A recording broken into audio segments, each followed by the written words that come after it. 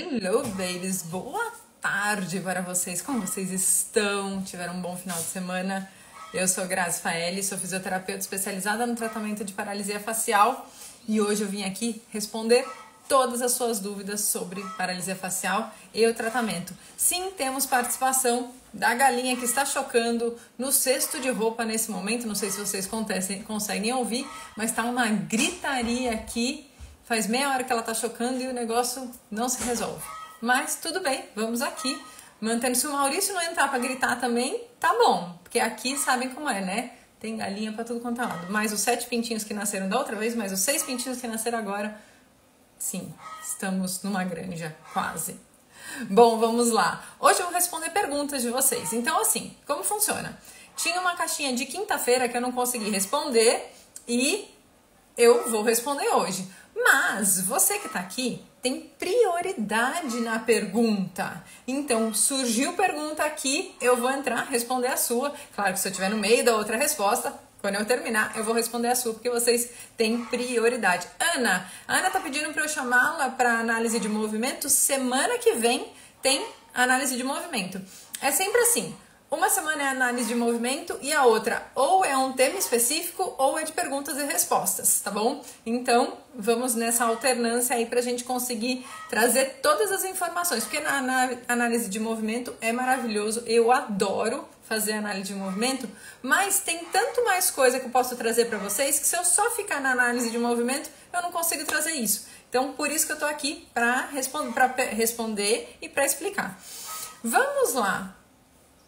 Boa tarde, poderia me tirar uma dúvida? O lado paralisado está com pequenas contrações, porém não são involuntárias. Vou perguntar uma coisa para você, Marlon, eu preciso que você me responda. Quando você tá, elas acontecem quando você tá se movimentando ou fazendo uma expressão ou quando você tá quieto e elas contraem? Responde isso para mim, por favor, para eu poder explicar um pouquinho melhor, porque cada uma delas tem uma causa diferente, uma consequência diferente. Apesar de elas estarem meio intrincadas assim, elas podem ter característica diferente. Enquanto o Marlon vai respondendo aí, quando eu estou movimentando. Beleza, então vamos lá, Marlon. Essas contrações, elas na verdade são involuntárias. Mas, por que são involuntárias? Você não tem vontade ou ela não faz parte do movimento que você está fazendo e elas estão contraindo mesmo assim. Então, vai contra a sua vontade. A sua vontade é fazer o movimento contraindo um músculo ou alguns músculos específicos. Já essas contrações, elas são assim, você quer contrair um músculo específico e o que acontece? Você até contrai esse músculo, mas outras contrações vêm junto.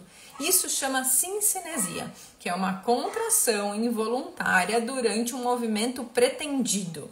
E por que eu falei que ela tem relação com aquelas contrações que aparecem quando você está sozinho? Porque as contrações involuntárias no repouso, às vezes, são preditores, ou seja, já indica que esse músculo vai ter uma sincinesia. E aí, Marlon, a gente conversou no direct, mas eu não tenho tanta recordação sobre o seu caso, tá? Me perdoa. Mas o que eu posso dizer é que, assim, essas contrações involuntárias, elas são consequências da própria regeneração nervosa.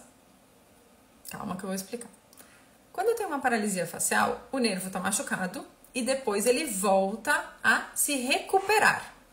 Só que o processo de recuperação traz consequências que nem sempre são positivas. Então, a regeneração nervosa, ela traz de volta a contração, mas muitas vezes essas contrações não são corretas, não estão no sentido certo. E isso é uma sincinesia. Então, o ponto positivo é, poxa, que legal, você tá com regeneração do nervo e ele está trazendo informação para o músculo contrair. Perfeito. Mas, ponto negativo, o que está acontecendo de contração não é como deveria acontecer. E quando a gente tem isso, o passar do tempo, 1 mês, 2 meses, 3 meses, não vai fazer essas sincinesias diminuírem. Na verdade, elas aumentam até mais ou menos você ter 1 ano de lesão. Então, o que é importante? é que você faça um tratamento adequado, como o nosso aqui, que é focado no tratamento da cincinesia, para que você diminua essa cincinesia, ou que conforme ela for aparecendo, porque ela aparece independente de qualquer coisa, a intensidade seja menor. Vamos imaginar que a cincinesia é uma música que você não gosta, Marlon. Não sei, se você tá aqui, me fala uma música que você... um estilo musical que você não gosta. Eu, me julguem, não gosto de pagode, tá? Então, qual é a questão? O seu vizinho, Marlon, me fala aí que eu tô esperando qual é o seu, porque eu quero dar o exemplo no seu. O seu vizinho, e aqui tenho eu, sim, um vizinho de trás aqui, ele pega e chega com o pagode no talo, volume 10, vai de 0 a 10, ele vai no 10.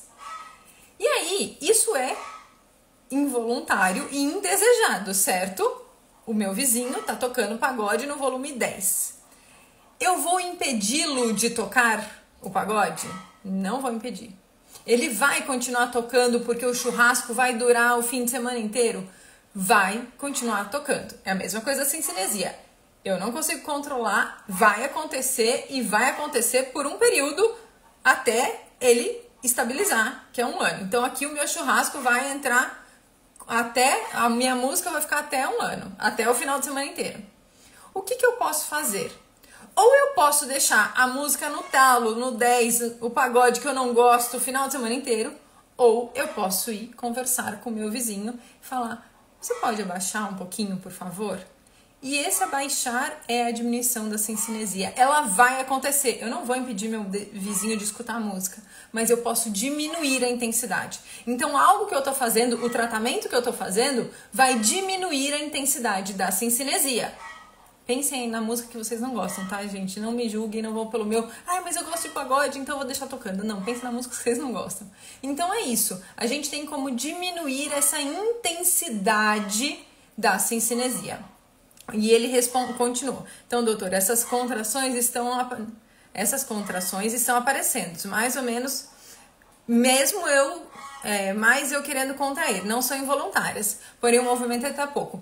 Marlon, por que elas são involuntárias? Porque você, no fazer o movimento, existem músculos corretos para contrair. E você pessoa, o controle do movimento lá dentro, ele não mandou que, por exemplo, eu vou fechar o olho e a boca mexe. Se você quiser, você consegue relaxar a boca? Você não vai conseguir. Se você fechar o olho e falar assim, eu não vou contrair, eu não vou contrair, eu não vou contrair, e você fechar o olho, você não vai conseguir impedir essa contração. Por isso que ele é involuntário, não depende da sua vontade, tá? E é isso que a gente tem que tratar, beleza? Josi, o que é mentira, por favor? Me explica para eu poder ajustar e te explicar se eu não falei adequadamente. A Juliana perguntou, meu marido está fazendo fisioterapia e está adorando. Ai, que bom, está adorando o resultado. Que bom, Juliana, eu fico tão feliz.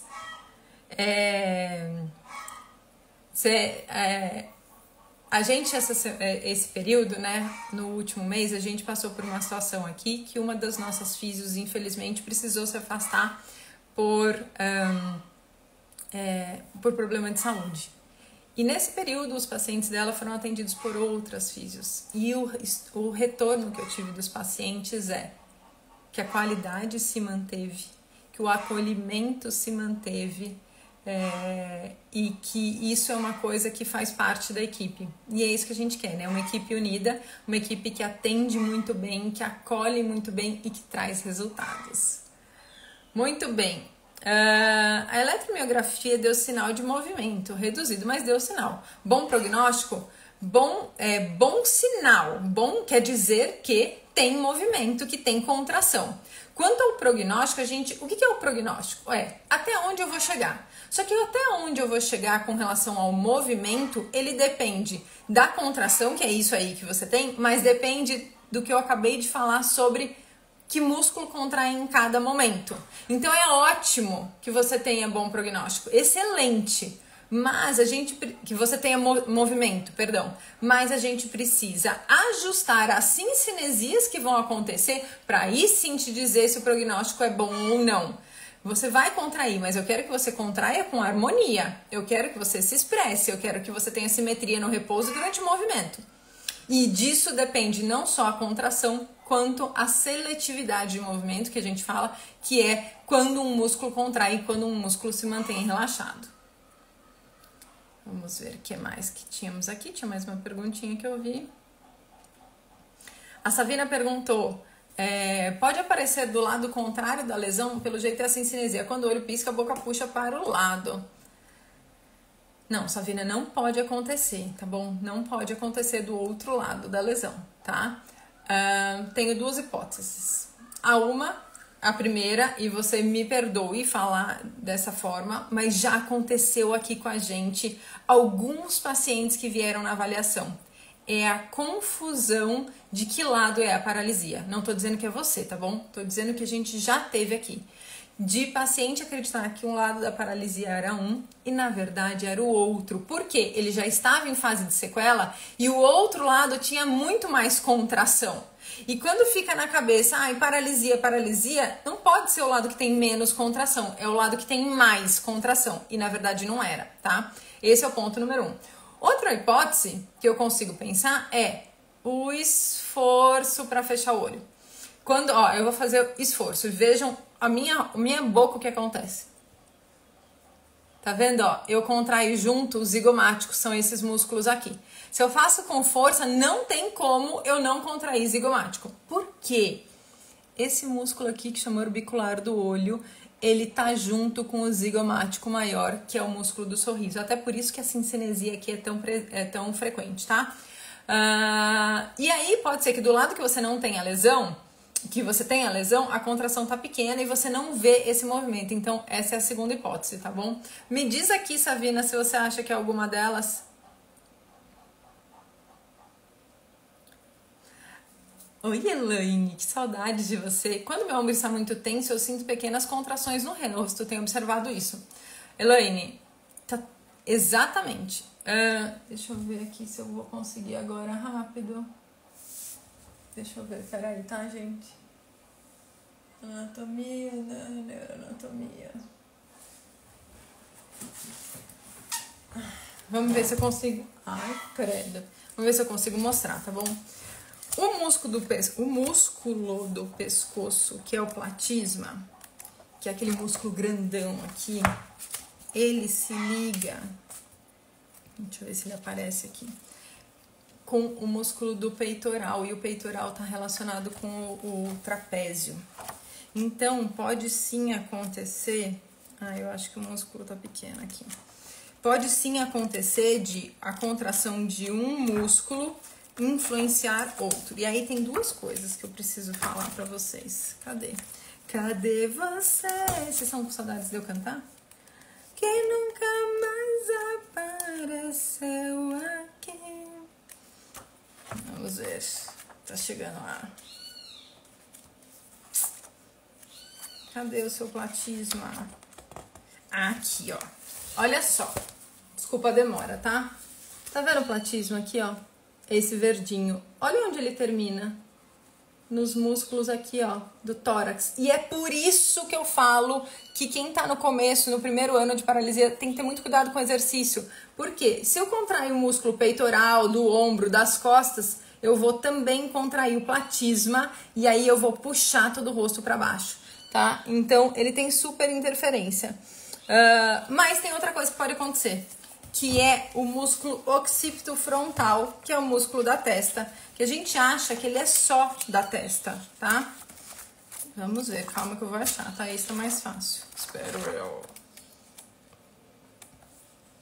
Aqui, ó. O músculo da testa, que é o occipito frontal, ele tem uma parte na fronte, que é aqui, e outra parte, olha onde ele tá. Tá vendo aqui? Na nuca. E quem que tá... Aqui dá pra ver bem. Ligado aqui na nuca, o músculo trapézio, que é esse aqui do pescoço. Então, você pode ter duas situações. Ou você sentir trações para baixo, ou aqui na parte superior por causa da ligação do occipital com o frontal e o trapézio com eles. Então, essa pode ser uma opção. O que você vai fazer para isso? Alongar o pescoço, relaxar, tentar manter o ombro mais relaxado, porque isso vai diminuir essa tração sobre o rosto, tá, Elaine? Olha, Leila, na paralisia facial, a fase crônica, que eu não sei se é isso que você está querendo dizer, ela perguntou, até quando dura a fase crônica? A fase crônica não é... ela começa, mas ela não tem fim. Porque a fase crônica está relacionada a tempo, tá? A fase que eu falo de flácida, recuperação do movimento e sequelas não está relacionada a tempo, está relacionado a tônus, capacidade de contração e presença ou não de cincinesias, certo? Então, por exemplo, a fase aguda que a gente fala é até 3 semanas, 1 mês. A fase crônica é a partir de 6 meses, mas ela não tem fim. Agora, quando a gente fala de fases da paralisia flácida, de recuperação do movimento, depende muito do grau da lesão. E aí, o que acontece? A fase de sequelas, ela também não tem fim, porque a partir do momento que existe uma sequela, ela não some completamente, tá? Ela permanece em algum grau. Acho que não, porque o lado da paralisia foi diagnóstico pelo médico, mas fico fazendo força para puxar o sorriso dos dois lados. Savina, tá errado. Isso vai te prejudicar para caramba, tá? Essa força aí vai te prejudicar muito. Pode ser por causa do fechamento do olho? Vamos ver. Obrigada, Ricardo. Ótimo, acabaram as perguntas aqui. Eu vou lá para as perguntas que me mandaram quinta-feira, tá?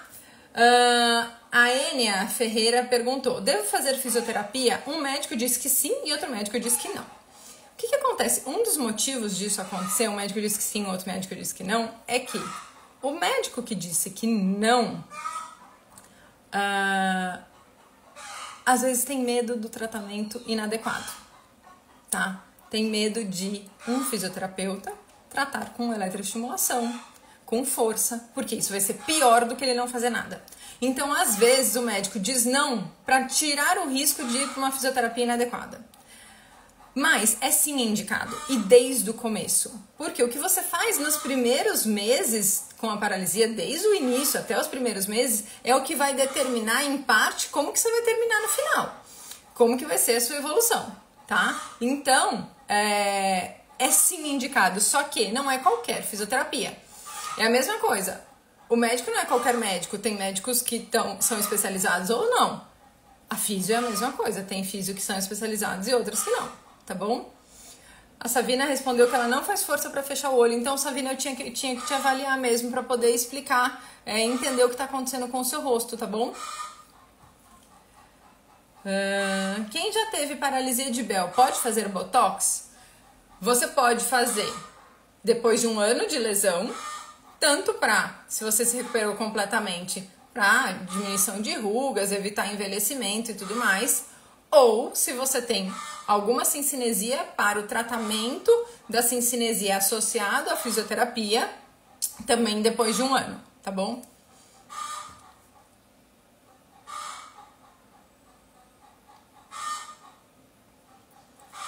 Fazer micropigmentação na sobrancelha interfere alguma coisa no tratamento da paralisia facial? Não, não interfere. Só que, tem uma coisa. Se eu indico, você tá estabilizado com o seu rosto e a sua evolução no tratamento. Por quê? Ela vai avaliar a sua simetria com o que você tá agora. Se você tá em evolução no tratamento, ou se você ainda tá em evolução no tempo da paralisia até 1 ano, a sua sobrancelha vai mudar. E aí você faz a micro de acordo com o que você tá hoje, só que sua sobrancelha vai mudar e depois você fica com ela assimétrica, tá bom? A Analice, 3 meses e meio de paralisia e quando eu pisco a bochecha pula. Isso é uma cincinesia? É da mesma forma que eu falei do Marlon no começo. Ultrassom e luz infravermelho pode ajudar no tratamento da paralisia? Ultrassom não, tá? Ultrassom não tem nenhum estudo, eu acho que ele é meio perigoso pra gente fazer no rosto, que tem várias cavidades aí do rosto, então não.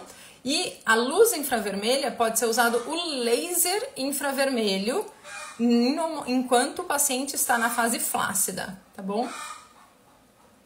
Como identificar se o músculo está com contratura? Você vai observar o outro lado, porque o músculo com contratura é um músculo que está contraído mesmo no repouso. Então, por exemplo, se no repouso você tá aqui, ó, você tem uma contratura desses músculos, porque o lado sem lesão não tem esse sulco mais aumentado. Se você no repouso tá aqui, é que eu não tô conseguindo fazer muito por causa do Botox, mas vamos dizer que o seu tá mais caído aqui, não de flacidez, tá? Não é um rosto flácido, mas ele tem uma marca aqui, ó, mais puxada e do outro lado não tem, é porque esse músculo tá contraído no repouso, então, portanto, ele tem uma contratura. Gente, pode me mandar mais pergunta aqui se vocês tiverem, tá?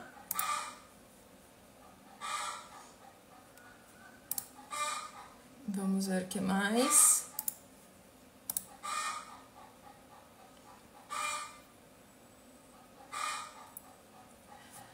Dicas para manejo da paralisia facial periférica na fase flácida. A melhor dica que eu posso te dar é fazer o curso de tratamento da paralisia facial para fisioterapeutas e fono que eu tenho. Porque lá não adianta você saber e eu te dar uma dica de tratamento da fase flácida. O tratamento é muito mais complexo do que essa dica. Então é importante você entender todo o processo de tratamento, entender o que está acontecendo, entender o rosto do paciente, porque você vai estar lidando com uma pessoa que está sofrendo. E você vai estar lidando com uma pessoa que está em dificuldade e que pode sim evoluir para alguma sequela. Então, dica não vai fazer você tratar com respeito a essas pessoas, tá?